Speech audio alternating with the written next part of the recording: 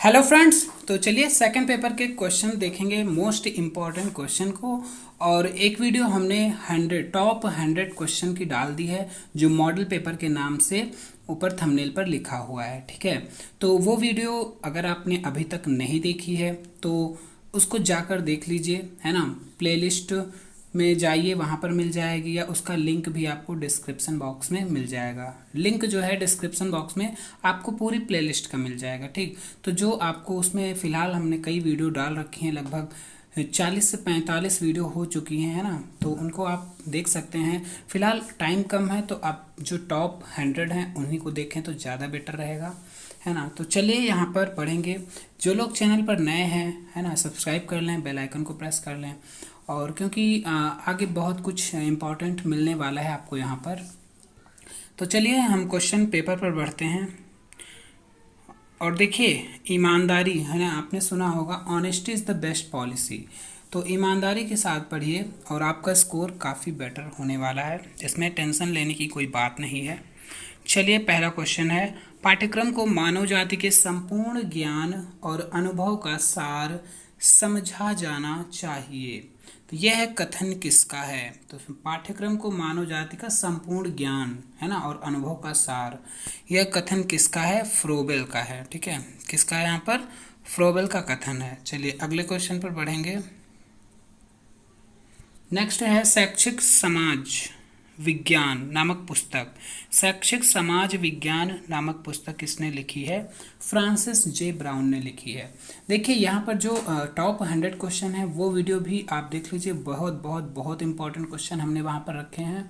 और इसमें जो मुझसे हो सके हैं मैंने सारे इंपॉर्टेंट रख दिए हैं। ठीक है, और यहाँ पर आपको केवल इजी, देखिए कुछ क्वेश्चन इजी नोट्स के भी हैं, आधे में कहूँगा। ठीक, और आधे से क्वेश्चन आपको मैंने अपने अकॉर्डिंग फ्रेम करके दिए गए हैं। तो ठीक है, तो कमेंट बॉक्स में एक बार ज़रूर लिख दीजिएगा कैसे क्वेश्चन रहे हैं, और कैसा, मतलब आप फीडबैक ज़रूर दीजिए, उससे मुझे पता चलेगा, ताकि मैं अगले पेपर के लिए जो वीडियो लाऊं वो कैसा उस बेस पर लाऊं, है ना। और अगले वीडियो के लिए तैयार रहिएगा, पेपर 3 के लिए, है ना। आपको कम से कम 2 वीडियो तो ज़रूर मैं दूंगा 100 क्वेश्चन की, और हो सकेगा तो 3 वीडियो में ज़रूर लाने की कोशिश करूँगा। चलिए फिलहाल अगला क्वेश्चन है, पाठ्यचर्या का अर्थ है। अब हम कोई बात नहीं करेंगे, केवल और केवल क्वेश्चन देखेंगे। पाठ्यचर्या का अर्थ है, इसका अर्थ क्या है? पाठ्यक्रम एवं पाठ्य सहगामी क्रियाएं। ठीक है, मतलब पाठ्य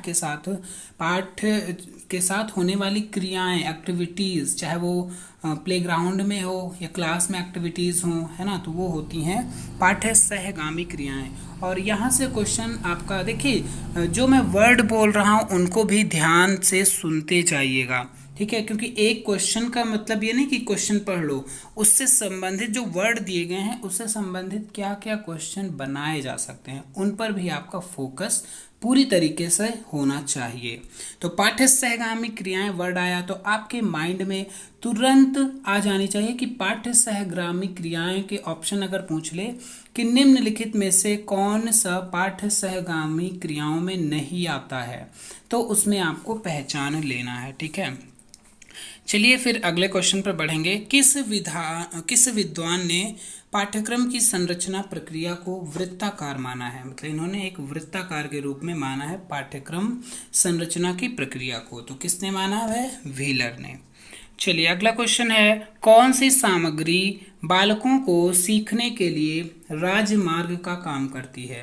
राजमार्ग का काम कौन सी सामग्री करती है? दृश्य श्रव्य सामग्री। ठीक है, इसमें जो है बालक काफ़ी अच्छे तरीके से सीख पाता है ना।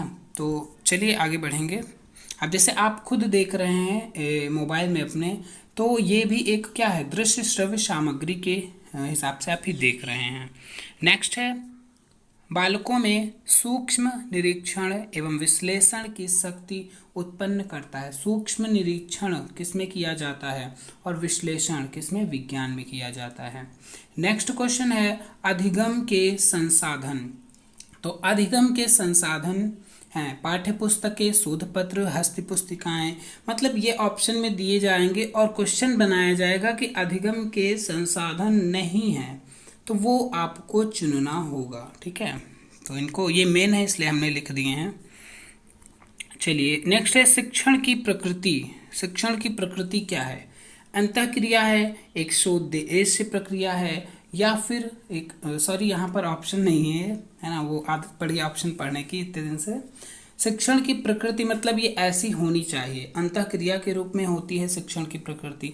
यहाँ पर आपको नहीं के रूप में ऐसे देखिए, अगर आपका सिद्धांतों से क्वेश्चन बना, विशेषताओं से बना, प्रकृति से बना, है ना, गुण से बना, या विशेषता नहीं है, तो इन सब चीज़ों में अगर क्वेश्चन बनेंगे नहीं के रूप में ही ज़्यादातर बनेंगे क्वेश्चन, और बनेंगे आपके लगभग 20% क्वेश्चन नहीं के रूप में बनाए जाएंगे। ठीक, और उनमें आपको जो सिद्धांत हैं, विशेषताएं हैं, गुण हैं, प्रकृति क्या है ना, तो इसके अंदर आने वाली चीज़ें क्या हैं, ये नहीं के रूप में बनाए जाएंगे। तो इनको आप डिस्क्रिप्टिव बुक जो होगी आपके पास, उसमें आपको कुछ नहीं, बस हेडिंग जरूर एक बार पढ़ लीजिएगा। ठीक, एन इंस्ट्रक्शनल थियरी पुस्तक के लेखक कौन है? इंस्ट्रक्शनल थियरी गेट्स ने लिखी है।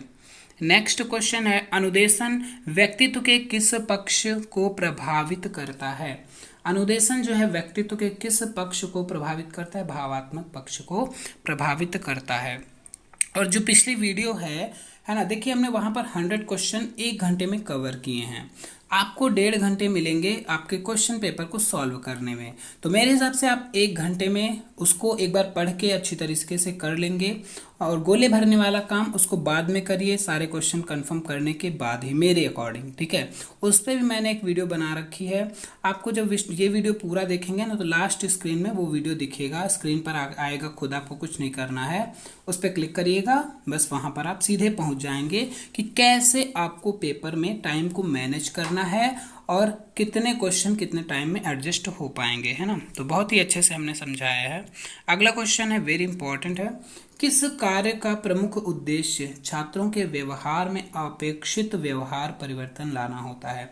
अपेक्षित व्यवहार मतलब जो समाज एक्सेप्ट करता है। ठीक है, तो निदानात्मक पर क्या कौन सा कार्य होता है? निदानात्मक। अब यहाँ पर हमने ये लिख दिया है अकॉर्डिंग टू ऑप्शन, इसका आंसर भी बन सकता है अगर ऐसा क्वेश्चन बनेगा, क्योंकि यहाँ पर देखिए कार्य की बात हो रही है, जो प्रमुख उद्देश्य छात्रों के व्यवहार में परिवर्तन, है ना। तो वहाँ पर मूल्यांकन भी हो सकता है और उपचार भी हो सकता है, तो ये सब चीज़ें हो सकती हैं। तो अकॉर्डिंग टू ऑप्शन हम जाएंगे इस क्वेश्चन में। नेक्स्ट है, पाठ्यक्रम विकास का सर्वाधिक महत्वपूर्ण अभिकारक। तो सबसे अधिक महत्वपूर्ण अभिकारक कौन होता है पाठ्यक्रम विकास में? अध्यापक होता है। नेक्स्ट है, सेलर एवं अलेक्जेंडर ने कितने प्रकार के पाठ्यक्रम बताए हैं? तो सेलर और अलेक्जेंडर ने कितने? 5 प्रकार के पाठ्यक्रमों को बताया है। नेक्स्ट है, मॉन्टेसरी पद्धति, किंडरगार्टन तथा योजना पद्धति का विकास हुआ। ये छात्र केंद्रित पाठ्यक्रम में से विकास से संबंधित है। तो जो छात्र केंद्रित पाठ्यक्रम की बात करें तो मॉन्टेसरी पद्धति, किंडरगार्टन और योजना, ये सब होती हैं पाठ्यक्रम।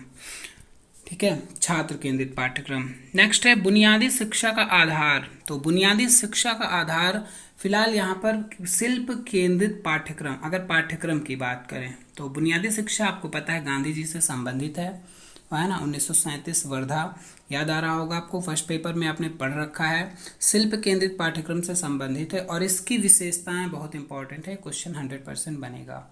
फिर है विश्वविद्यालय शिक्षा आयोग का गठन 1948।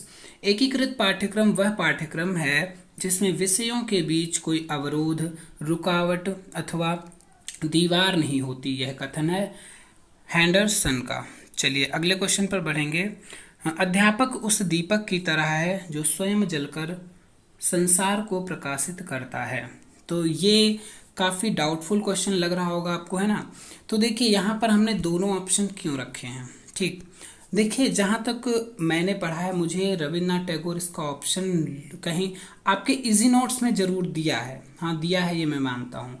अगर ऑप्शन में आता है रविन्द्रनाथ टैगोर तो आप टिक करेंगे। ठीक, और अगर इसके अलावा अगर राधा कृष्णन है, ठीक, क्योंकि ये कथन अगर संबंधित की बात करें, देखिए मैंने इसको मतलब कई जगह सर्च किया, फिलहाल एग्जैक्ट नहीं मिला कि इसको लिखा किसने दिया। ठीक, तो मैं आपको गलत नहीं कहूँगा कि गलत नहीं बताऊँगा, ठीक, लेकिन ये संबंधित अगर बात करें तो राधा कृष्णन जी से संबंधित है। तो अगर आपका इसमें राधा कृष्णन आता है तो राधा कृष्णन करेंगे, टैगोर आता है। तो फिलहाल ऐसा क्वेश्चन है ये इम्पॉर्टेंट एक मतलब शिक्षक के दृष्टिकोण से, लेकिन ये मतलब एक कोट्स के रूप में भी यूज़ किया जाता है, इसलिए ये उतना क्वेश्चन मतलब क्वेश्चन पेपर के अकॉर्डिंग उतना इम्पोर्टेंट नहीं। बाकी सामान्य मतलब जीवन में शैक्षिक रूप में ये काफ़ी फेमस कोट्स है, ये आपको भी पता होगा। ठीक, तो चलिए आगे बढ़ेंगे। नेक्स्ट है, फिलहाल मैं यहाँ पर रविन्द्रनाथ राधा कृष्णन के साथ जाना चाहूँगा। इसमें कई लोग आपको रविन्द्रनाथ टैगोर भी बताएंगे। ठीक, तो मतलब मेरी जानकारी में नहीं है, मेरी जानकारी में मैं राधा कृष्णन को भी जो है यहाँ पर प्राथमिकता दूंगा। ठीक, अगला क्वेश्चन है, शिक्षण विधि का दर्शन है। तो इस पर कई लोग अब कमेंट भी करेंगे, फिलहाल उनकी मर्जी जैसे भी है। शिक्षण विधि का दर्शन सिद्धांत का विकास किसने किया? किलपैट्रिक। अभिप्रेरणा के कारक, देखिए अभिप्रेरणा के 4 कारक हैं, इनमें से एक नहीं के रूप में पूछा जा सकता है। और आवश्यकता, चालक, उद्दीपक और अभिप्रेरक, ये इसके नाम हैं, इनको आप याद कर लीजिएगा। बुनियादी शिक्षा की विशेषताएं, देखिए हमने लिख दिया है, इनमें बताने की ज़रूरत नहीं है, पढ़ लीजिए। नेक्स्ट है बुनियादी, अब ये देखिए हमने इतनी ही क्यों लिखी, ये मोस्ट इंपॉर्टेंट हैं विशेषताएं, बाकी और भी बहुत सारी हैं। ठीक, तो उनको आप डिस्क्रिप्टिव में एक बार हेडिंग वाइज देख लीजिए बस, बाकी कुछ करने की ज़रूरत नहीं है, अब उतना टाइम नहीं होता है ना, तो आप बस अब वक्त वो है कि आप हेडिंग पढ़ लीजिए, है ना। और फिलहाल वीडियो देखते रहिए ज़रूर, लेकिन कितना आप देख लेंगे भाई, ये भी तो है, तो इसलिए मैं ये आपकी जो ये वीडियो है लगभग आधे ही घंटे की होने वाली है ना। तो चलिए आगे बढ़ेंगे। बुनियादी शिक्षा में शिक्षक प्रशिक्षण की अवधि है। तो शिक्षक, बुनियादी शिक्षा की बात हो रही है, इसमें शिक्षक का जो प्रशिक्षण दिया जाता है उसकी अवधि क्या है? 1 वर्ष है या फिर 3 वर्ष है? ठीक, तो यहाँ पर देखिए दोनों ऑप्शन हमने इसलिए लिखे हैं, अगर पूर्ण प्रशिक्षण की बात करें तो 3 वर्ष है, और जो आंशिक प्रशिक्षण वो होता है 1 वर्ष का। नेक्स्ट है, अभिप्रेरणा कार्य को प्रारंभ करने, जारी रखने तथा नियमित करने की प्रक्रिया है। कथन किसका है? गुड का है। अगला क्वेश्चन है, प्रस्तावना को संविधान की आत्मा किसने कहा है? नेहरू जी ने कहा है प्रस्तावना को। अगर अनुच्छेद 32 की बात करें तो बाबा साहेब भीमराव अम्बेडकर जी का होगा। संवैधानिक मूल्य, ये आपका टॉपिक भी है, तो संवैधानिक मूल्य जो हैं इसमें समानता, स्वतंत्रता, बंधुत्व, धर्मनिरपेक्षता, सामाजिक न्याय, इनमें नहीं के रूप में पूछा जा सकता है। ठीक है, या फिर 3 ऑप्शन अलग से मिलेगा, एक इसमें से कोई भी उठा के देंगे, पूछ लेंगे निम्नलिखित में से कौन सा संवैधानिक मूल्य में आता है। ठीक, तो वो आपको याद रखना है। भारतीय संविधान है लचीला है, इसकी पीडीएफ देखिए आपको मिल जाएगी टेलीग्राम चैनल पर, लिंक है डिस्क्रिप्शन बॉक्स में, उस पर क्लिक करिएगा, वहाँ पर ज्वाइन का ऑप्शन आएगा, आप कर सकते हैं, उसकी पीडीएफ वहाँ पर आपको मिल जाएगी। तो भारत का संविधान कैसा है? लचीला है। नेक्स्ट है, भारतीय संविधान में नागरिकों के मूल कर्तव्यों का विवरण किस भाग में दिया गया है? तो किस भाग में? भाग 4 का में दिया गया है मूल कर्तव्यों का विवरण। कितने हैं? 11 मूल कर्तव्य हैं। नेक्स्ट है, शांति की स्थापना के लिए किस मूल्य की आवश्यकता होती है? तो शांति की स्थापना के लिए संवैधानिक मूल्यों की आवश्यकता होती है। मौलिक अधिकार किसके द्वारा निलंबित किए जा सकते हैं? किसके द्वारा? राष्ट्रपति के द्वारा। जो हमारे 6 मौलिक अधिकार हैं उनको निलंबित किया जा सकता है, और 6 मौलिक अधिकार को हमने पिछले वीडियो में पूरा एक डिटेल में बताया है। ठीक है, तो यहाँ पर हम उसके बारे में बात नहीं करने वाले हैं। नेक्स्ट है, भारतीय संविधान की धारा 25 का संबंध किससे है? तो धार्मिक स्वतंत्रता से है। नेक्स्ट है, सामाजिक न्याय का प्रमुख तत्व क्या है?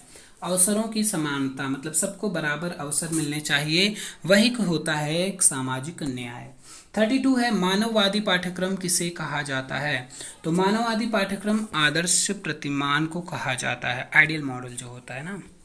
नेक्स्ट 33 है, किस प्रतिमान में मूल्यांकन का विशिष्ट महत्व है? तो जो हेडाटाबा मॉडल है, मूल्यांकन का विशिष्ट महत्व रखा गया इसमें। ICT, information and communication technology, जो शैक्षिक तकनीकी का आपका चैप्टर है, उसमें से देखिए यहाँ पर क्वेश्चन कई तरीके से बनाए जा सकते हैं, इसका क्षेत्र व्यापक है, तो यहाँ पर कंप्यूटर से संबंधित भी कई क्वेश्चन बन सकते हैं। ठीक है, और क्या भूमिका है शैक्षिक मतलब शिक्षा में तकनीकी की, तो उसके बेस पे जो है ना मॉडर्न चीज़ें हैं वो पूछी जा सकती हैं, तो ये आप याद रखिएगा। फिलहाल यहाँ पर अगर इसके बारे में बात करें तो ये क्या करता है अधिगम में, अधिगम वातावरण को बढ़ावा देता है, उत्प्रेरण को बढ़ावा देता है, शिक्षा की मतलब शिक्षा की जो है उसमें बढ़ावा देता है। ठीक, यहाँ पर अधूरा हो गया है। तो यहाँ पर तीनों चीज़ें याद रखनी है आईसीटी के बारे में। ठीक है, नेक्स्ट क्वेश्चन है, और फिलहाल यहाँ हमने इतना ही लिखा है जो मेन पॉइंट है ना, बाकी और भी अब इसका क्षेत्र क्या है प्रयोग कर रहे हैं, तो वो चीज़ भाई जो चीज़ आपकी डेली लाइफ में व्यवहार के रूप में है उसे आपको याद करने की ज़रूरत ही नहीं, वो तो ऑटोमेटिक आपका हो ही जाएगा। और बहुत सारे क्वेश्चन काफ़ी जो इजी होते हैं, जो आपके जीवन से जुड़े होते हैं, जिनमें कॉमन सेंस की बात आती है, वो क्वेश्चन हमने फिलहाल यहाँ पर नहीं रखे हैं। हाँ, कुछ रख भी लिए हैं आपको याद दिलाने के लिए। आईसीटी के उपकरण, तो आईसीटी के उपकरण हैं जैसे रेडियो, टेलीविज़न, इंटरनेट है ना, कंप्यूटर, ये सब होते हैं आईसीटी के उपकरण। तो ये सब आप जानते ही होंगे। अदा प्रणाली के भाग हैं, तो यहाँ पर कंप्यूटर में अगर हम बात करें, एक इनपुट डिवाइसेस होती हैं, प्रोसेसिंग डिवाइसेस होती हैं और आउटपुट डिवाइसेस होती हैं। 3 डिवाइसेस होती हैं जिन्हें हम अदा प्रणाली, प्रक्रिया प्रणाली और प्रदा प्रणाली के नाम से जानते हैं। तो अगर हम अदा प्रणाली मतलब इनपुट डिवाइस की बात करें तो यहाँ पर कीबोर्ड, माउस हमने लिखा है। अब आउटपुट डिवाइस आप समझ रहे होंगे है ना, जैसे मॉनिटर है, प्रिंटर है, और जो प्रोसेसिंग डिवाइस होती है सीपीयू वगैरह ना, तो ये चीज़ आपकी इंपॉर्टेंट रहेंगी। कंप्यूटर की मेमोरी 2 प्रकार की होती है ना, एक रैम होती है, प्राइमरी और सेकेंडरी मेमोरी। ठीक है, तो प्राइमरी में 2 पार्ट अलग होते हैं जिसे रैम रोम के नाम से आप लोग जानते हैं, और सेकेंडरी में पेन ड्राइव है, चिप है ना, ये सब होती हैं।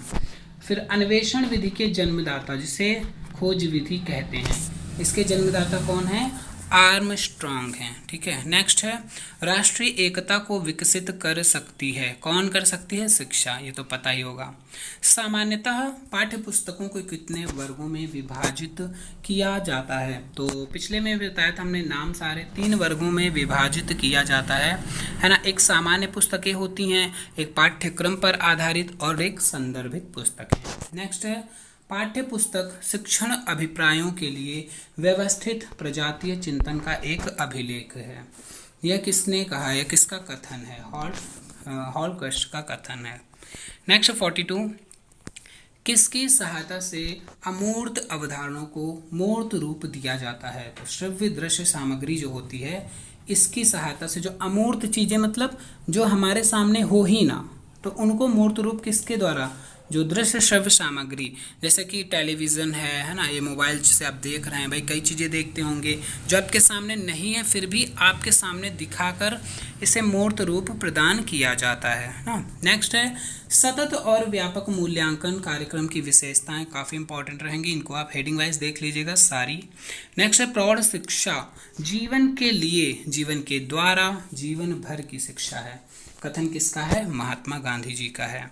नेक्स्ट है डिस्टेंस एजुकेशन का सबसे पुराना विश्वविद्यालय यूनिवर्सिटी ऑफ मद्रास चेन्नई, मतलब चेन्नई जो है वो मद्रास के नाम से जाना जाता था उस वक्त, इसीलिए ऐसा लिखा गया। नेक्स्ट है 46, आकलन की प्रक्रिया में शामिल क्या क्या चीज़ें होती हैं, ये सब चीज़ें शामिल होती हैं, तो नहीं के रूप में आपका ऑप्शन बन सकता है। तो यहाँ पूर्व ज्ञान, जो चीज़ें शामिल हैं उनकी बात हुई है, पूर्व ज्ञान, समझ का स्तर और अधिगम आकलन का अधिगम प्रक्रिया का आकलन। नेक्स्ट है 47, नेताजी सुभाष खुला विश्वविद्यालय, आपको पता होगा कोलकाता में है, इनसे संबंधित कोई भी चीज़ आती है लगभग कोलकाता में ही 95% चीज़ें होती हैं। इंटर्नशिप की अवधि कितनी होती है, 6 माह तक होती है। फिर है 49, यहाँ पर मध्यमान, माध्यिका तथा बहुलक, तो यहाँ पर देखिए इससे संबंधित मध्यमान का फॉर्मूला ये है। ठीक, अब माध्यिका अगर ज्ञात करनी है तो कैसे, अब मध्यमान भी ज्ञात करना फिलहाल हमने 2 वीडियो में हम बता चुके हैं ये सब चीज़ें है ना, बस यहाँ पर फॉर्मूला बेस हमने लिख दिया है ताकि आपको रिमाइंड कराने के लिए। माध्यिका ज्ञात करनी होती है तो सबसे पहले आरोही क्रम में लिखा या अवरोही क्रम में लिख सकते हैं। अगर आंकड़ों की संख्या सम निकलती है, मतलब अगर 6 नंबर हों या 8 हों या 10 हों या 12, तो आपको क्या माध्यिका कैसे निकाली जा सकती है, आप सूत्र में कन्फ्यूज़ होंगे क्योंकि टाइम नहीं है, जिसको याद है अच्छी बात है। बीच के 2 अंक, मान लीजिए 6 है, 7, 6, 3, 2, 6, यहाँ पर 6 पद हमने ले लिए, या फिर अगर 8 होंगे तो क्या करेंगे, सम है इसलिए शुरू के आखिरी के बराबर बराबर काट देंगे, बचेंगे जो 2 बीच में बचेंगे लास्ट में, जितने इधर कट करेंगे लेफ्ट साइड उतने राइट साइड, तो बीच के जो पद बचेंगे 2 पद उनको हम प्लस कर लेंगे। प्लस हमने शॉर्ट में लिख दिया है, प्लस करना है और 2 से भाग दे देंगे, जैसे 6 + 3/2, तो 9/2 आएगा। कट करेंगे तो 4.5 आएगा। ठीक, तो वो हो जाएगी माध्यिका अगर सम होता है। और विषम के लिए कुछ नहीं करना है, आरोही क्रम में लिख दीजिए, जो सबसे बीच में आए वही होता है उसकी माध्यिका। ठीक, बहुलांक आपको पता ही है, और नहीं पता है तो जान लीजिए। सबसे ज़्यादा जिसकी फ्रिक्वेंसी हो, आवृत्ति हो, वही होता है बहुलांक। ठीक, चलिए प्रसार की बात करेंगे अगले क्वेश्चन में। उच्च मान माइनस निम्न मान होता है प्रसार। और हाँ, एक चीज़ यहाँ पर 50 क्वेश्चन ही हम आपके लिए मतलब टाइम के अकॉर्डिंग मैनेज कर पाए हैं। ठीक है, तो इतना बहुत है फिलहाल, बहुत तो नहीं है लेकिन 100 क्वेश्चन हम दे चुके हैं और यहाँ पर 50 क्वेश्चन दिए हैं। और शुरुआत में आपको टॉप 100 लिखा रहा होगा, उसको हम कट करना भूल गए थे क्योंकि टॉप 100 मैंने टारगेट रखा था, लेकिन 50 हो पाए क्योंकि अगले पेपर की भी तैयारी देखनी है। ठीक, तो उसके लिए मैटर भी प्रोवाइड करना है आपको आगे। तो यहाँ पर 50 क्वेश्चन रहेंगे, आगे वो कट करना हम भूल गए। 100 जहाँ लिखा था 100 MCQ, उसके लिए सॉरी, है ना। तो यहाँ पर जो वीडियो आपने नहीं देखी है 100 क्वेश्चन वाली, ज़रूर देखिएगा, काफ़ी इंपॉर्टेंट है, रामबाण साबित होने वाली आपके लिए। तो ये वीडियो कैसा लगा हमें कमेंट बॉक्स में ज़रूर लिखें, और चैनल पर नए हैं तो सब्सक्राइब करके भी बेल आइकन को प्रेस कर लें। धन्यवाद।